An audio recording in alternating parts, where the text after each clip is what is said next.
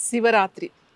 శివరాత్రి మనకి ప్రతి నెల కూడా వస్తుంది. మాస శివరాత్రి అంటాం. అలాగే సంవత్సరానికి మాఘమాసంలో వస్తుంది ఒక్కసారి. మనం ఎంతో సంతోషంగా, భక్తి శ్రద్ధలతో ఈ శివరాత్రిని మనం జరుపుకుంటాం. కానీ ఈ సంవత్సరం 2025లో వచ్చే ఈ మాఘమాసంలో వచ్చే శివరాత్రి చాలా గొప్పది అని చెప్పొచ్చు. ఎందుకంటే ఈ మాఘమాసంలో, ఈ నెలలో మనకి సంక్రాంతి, మకర సంక్రమణ నుంచి శివరాత్రి వరకు మనకి అంతరిక్షంలో, స్పేస్‌లో కొన్ని అద్భుతాలు మనం చూస్తున్నాం కళ్ళతో.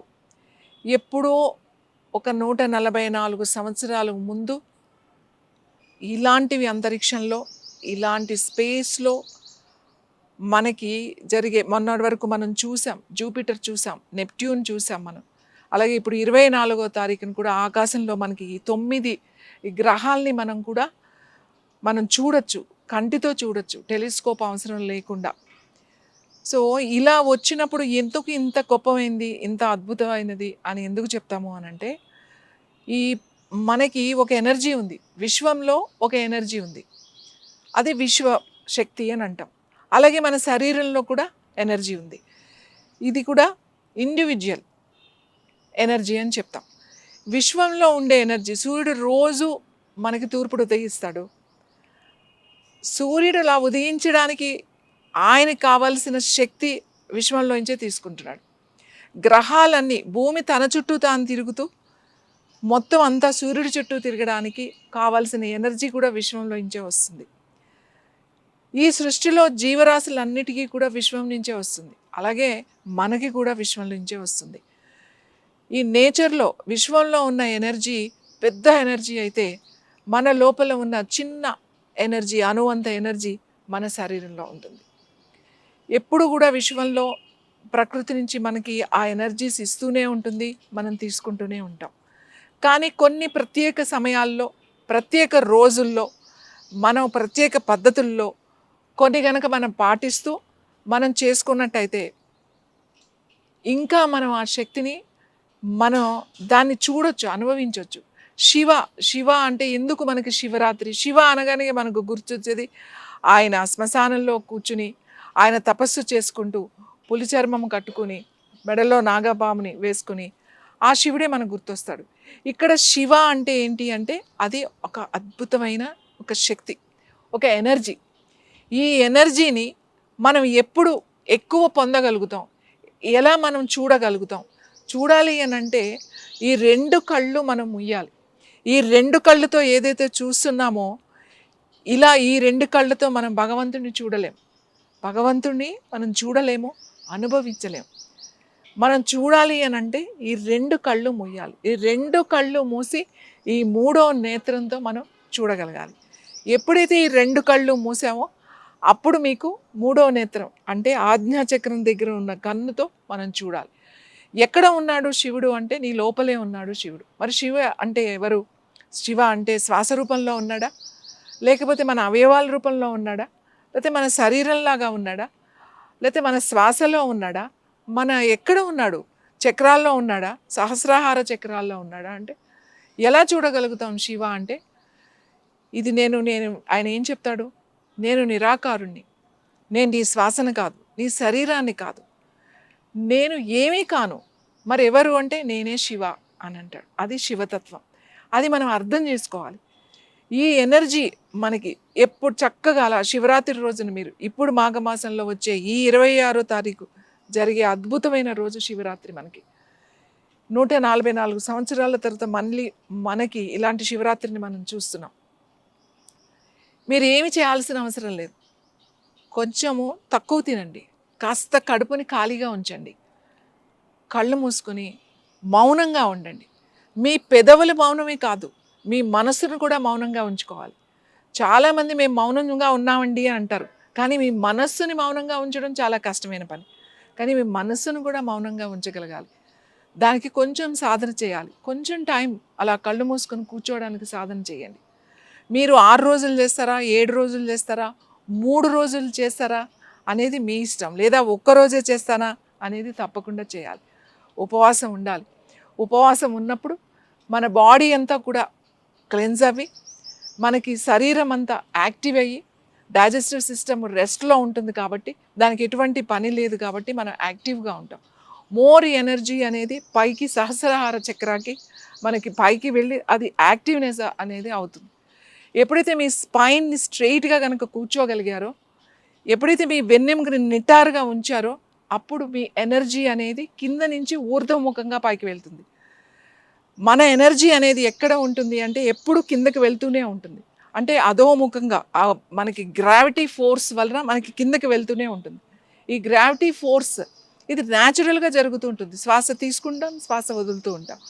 కానీ దీన్ని మనం ప్రత్యేకించి మనం దాన్ని గనక పైకి తీసుకెళ్ళి ఆ ఎనర్జీని మన సహస్రహార చక్రాలో గనక మనం ఉంచగలిగితే అప్పుడు మీకు శివ అంటే ఏంటో తెలుస్తుంది. ఎందుకు శివరాత్రి రోజునే ఉపవాసం ఉండాలి, ఉపవాసం ఉండి మనం ఎందుకు ధ్యానం చేసుకోవాలి, ఎందుకు జాగరణ చేయాలి, మేలుకుని ఎందుకు ఉండాలి, ప్రతి సెకండ్ మనకి చాలా విలువైంది శివరాత్రి అని అంటే. శివరాత్రి అంటే ఏదో టైం పాస్ చేసి రాత్రి 12 గంటల వరకు సినిమాలు చూసి లేకపోతే ఫ్రెండ్స్తో మీరందరూ కలిసి ఎంజాయ్ చేసి నేను జాగరణ చేశాను అని అనుకోవడం చాలా పొరపాటు. డే అంతా మీరు ఉపవాసం ఉండాలి, ఓన్లీ లిక్విడ్స్లో ఉండండి. ఇంకా మేము ఉండలేము అన్నవాళ్ళు మనకి స్వీట్ పొటాటో అంటాం, అది చాలా చాలా మంచిది. మ్యాక్సిమం ఫైబర్ ఉంటుంది, దాంట్లో కార్బ్స్ ఉంటాయి, మీకు కావాల్సిన ఎనర్జీస్ ఉంటాయి. సో అది ఉడకబెట్టుకుని తింటారు, లేదంటే ఖర్జూరం తింటారు కొంతమంది ఓన్లీ లిక్విడ్స్ మీద ఉంటారు, చెరుకు రసం తీసుకుని ఉంటారు, కొంతమంది పాలు తీసుకుని ఉంటారు, కొంతమంది ఒట్టి నీళ్ళ మీదే ఉంటారు. సో ఎవరు ఎంత చేయగలుగుతారో అంత చెయ్యండి. రాత్రి అంతా కరెక్ట్గా 6 నుంచి ఈవినింగ్ 6 నుంచి మార్నింగ్ 6 వరకు మీరు ఎన్ని జాములు, 4 జాములు ఉంటాయన్నమాట. అంటే ప్రతి 3 గంటలకి ఒక జాము అంట. మీరు కూర్చోగడానికి ట్రై చేయండి, జస్ట్ కూర్చోండి అంతే. కళ్ళు మూసుకొని మీ వెన్నెముక నిటారుగా పెట్టి కూర్చోండి.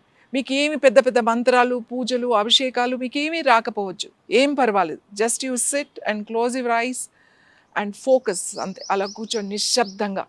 మీ పెదవులు నిశ్శబ్దం కాదు, మీ మనసును నిశ్శబ్దంగా ఉంచండి.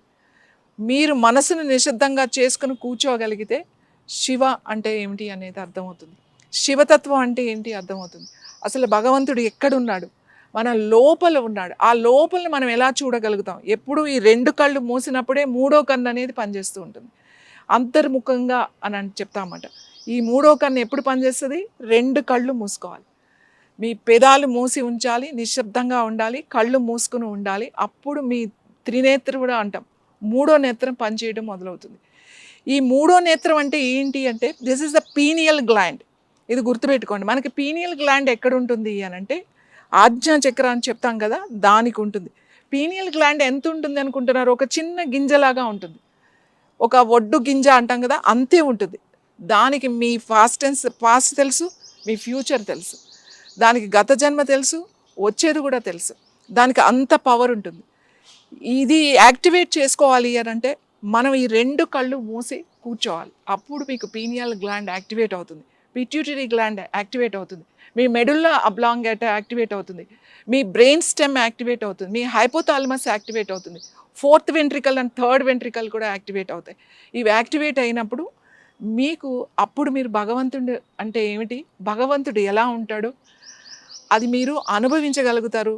మీ 3వ నేత్రంతో మీరు చూడగలుగుతారు.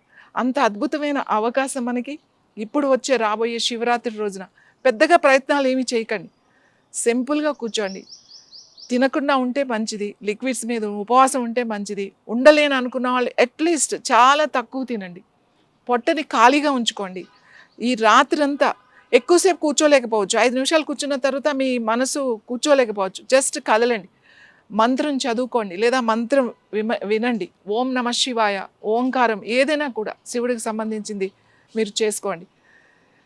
శివారాధన ఇది చేసి మన బాడీని మళ్ళీ మనం 1 ఇయర్ వరకు యాక్టివ్ చేసుకోవాలి అని అంటే ఈ సంవత్సరంలో మనకు అన్ని గ్రహాలు కూడా మనకి అనుకూలించి ఒకటే లైన్లో వచ్చి మనకు మళ్ళీ 24th కూడా మనం మన కళ్ళతో మనం చూడగలుగుతున్నాం. ఆ గ్రహాలన్నింటినీ, ఈ సృష్టిని అంతటిని నడిపించే శక్తి, విశ్వశక్తి ఏదైతే ఉందో ఆ విశ్వశక్తిని మన ఇండివిజువల్ శక్తి, మన లోపల ఉన్న శక్తికి 2 కలపాలి. ఈ కలిపే అవకాశం మీరు ఏమి చేయకుండా అలా స్ట్రైట్గా కళ్ళు మూసుకొని కూర్చుంటే చాలు, అదే కలుస్తుంది. ఈ శివరాత్రిని అందరూ కూడా ఆ ఎనర్జీ మీరు చార్జ్ చేసుకోవాలి. మీ అందరికీ కూడా ఆ శివుడి దర్శనం అవ్వాలని, మీకు అందరికీ ఆ ఎనర్జీ ఎలా ఉంటుందో మీరు అనుభవంలోకి తీసుకువస్తే మీకు ఎందుకు ఉపవాసం చేయమన్నారు, ఎందుకు జాగరణ చేయమన్నారు అనేది మీకు అర్థమవుతుంది. మీకు అందరికీ కూడా దర్శనం కలగాలని ఆశిస్తూ నమస్తే.